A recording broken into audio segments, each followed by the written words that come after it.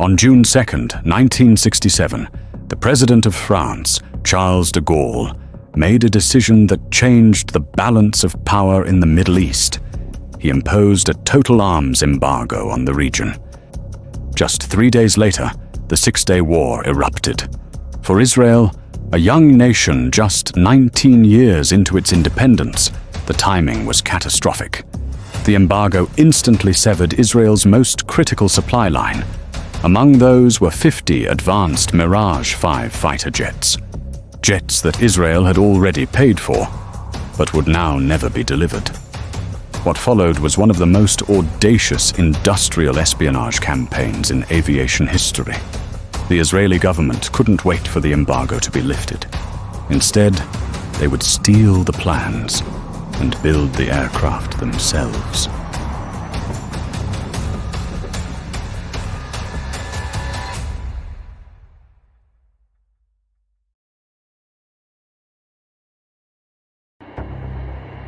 To understand why Israel risked an international scandal for this specific design, you have to look at the plane that came before it, the Mirage 3C. The Mirage 3 was designed primarily as a high-speed interceptor, intended to engage and destroy Cold War-era enemy aircraft at high altitude, with performance capable of reaching speeds up to Mach 2. The Mirage 3 also included radar in certain variants to support interception in poor visibility or at night. But in the clear skies of the Middle East, Israeli pilots rarely needed expensive radar for all-weather interception. They needed a simplified, rugged visual fighter optimized for ground attack missions. By the mid-1960s, the Israeli Air Force commander, Major General Ezer Weizmann, and his team worked closely with Dassault Aviation through procurement and technical negotiation channels. They approached the founder and head of Dassault Aviation, Marcel Dassault, with a new proposal.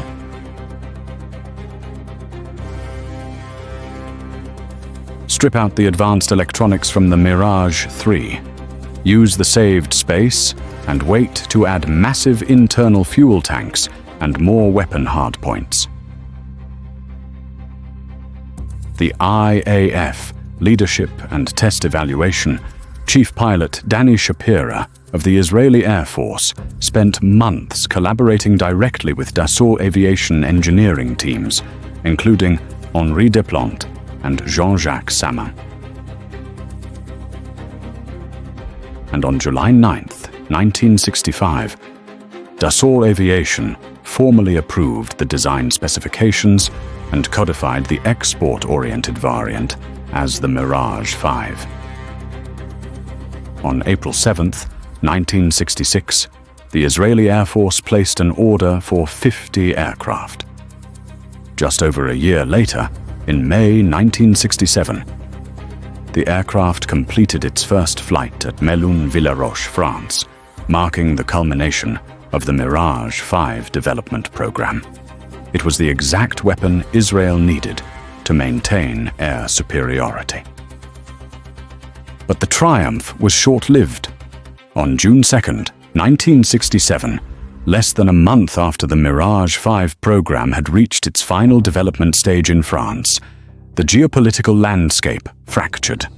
Fearing a massive escalation in regional tensions, French President Charles de Gaulle imposed a selective arms embargo on the Middle East. Just 3 days later, the Six-Day War erupted. Surrounded on multiple fronts and vastly outnumbered by neighboring Arab coalitions, the Israeli Air Force launched Operation Focus, a devastating preemptive strike on enemy airfields while planes were still on the ground. Against overwhelming regional pressure, Israel secured a crushing, decisive victory in just 6 days. But the outcome on the battlefield didn't change de Gaulle's decision. The 50 completed, paid-for Mirage 5 aircraft remained frozen on French soil. And Israel's frontline fleet was now a ticking clock of mechanical wear and tear. If Israel wanted the aircraft, it would need to secure the technical knowledge required to reproduce it. The Israeli government, under Israeli Prime Minister Levi Eshkol, alongside the director of the Mossad, Meir Amit, and the visionary founder of Israel Aerospace Industries, Al Schwimmer, began exploring ways to conduct a covert industrial espionage campaign. Officially, engineers at Israel Aerospace Industries already possessed the basic airframe designs through their prior collaboration with Dassault Aviation. But a modern fighter aircraft is not defined by its airframe alone. The engine mounted in the Mirage 5, the Snecma Atar 9C turbojet, remained a critical constraint due to export restrictions, and Israel lacked the metallurgical secrets required to replicate them. The missing pieces of classified blueprints lay in Switzerland. The Swiss government had purchased a license to build its own variant of the Mirage 3, contracting an engineering firm named Sulzer. Leading the engine division was a Swiss engineer named Alfred Frauenknecht. Frauenknecht had a high-level security clearance. He had unrestricted access to every technical drawing of the Mirage's complex Snecma Atar 9C turbojet engine. Driven by a mix of financial incentive and an intense dislike for Charles de Gaulle's embargo, Frauenknecht agreed to work with Israeli intelligence. The plan was brilliantly simple. The Swiss military ordered Sulzer to microfilm the engine blueprints and destroy the original paper copies by burning them in a commercial incinerator. Sulzer put Frauenknecht in charge of supervising the destruction of the blueprints.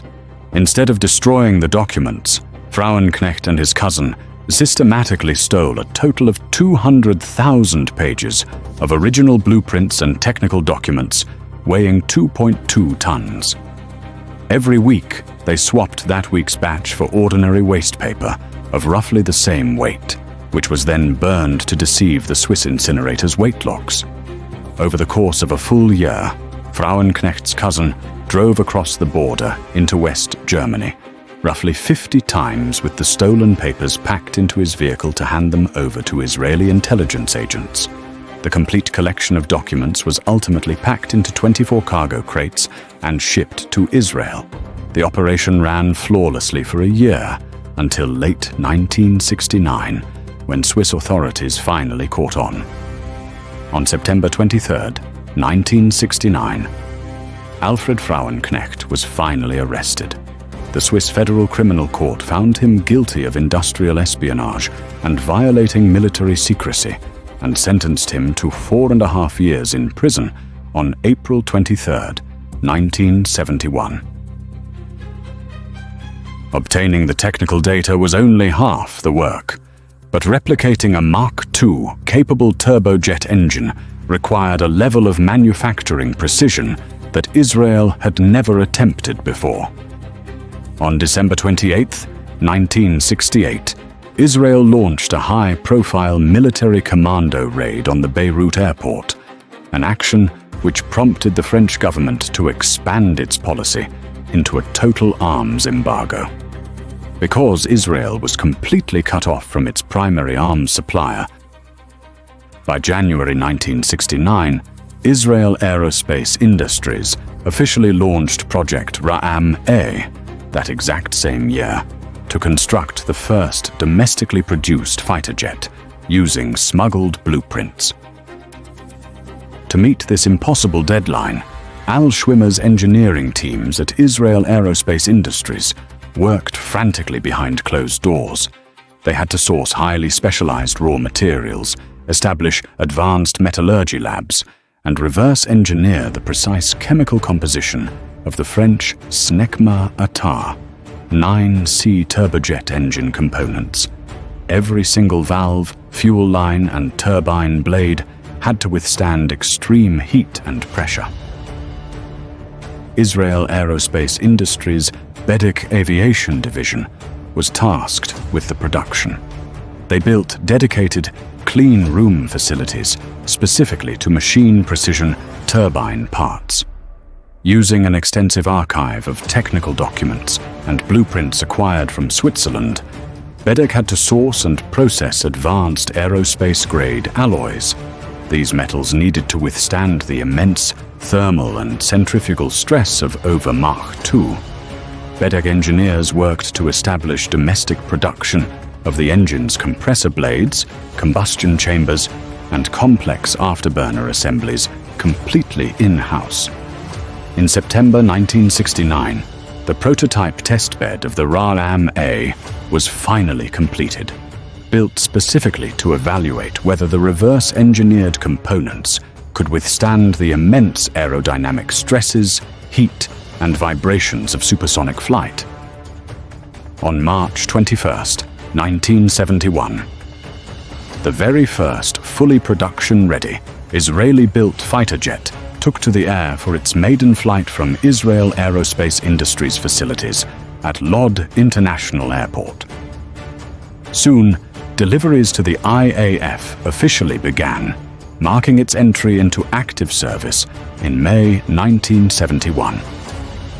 And in November 1971, the Israeli Air Force officially decided to transition away from the classified program codename Ra-Am-A to the Nesher, which in Hebrew translates to Vulture. Eventually, a total of 61 jets were integrated into the Israeli Air Force.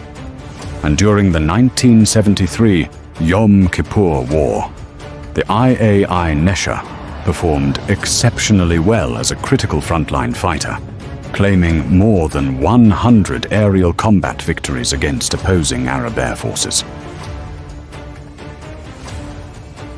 By the late 1970s, the Nesher was phased out, replaced by the more advanced IAI Kfir multi-role fighter.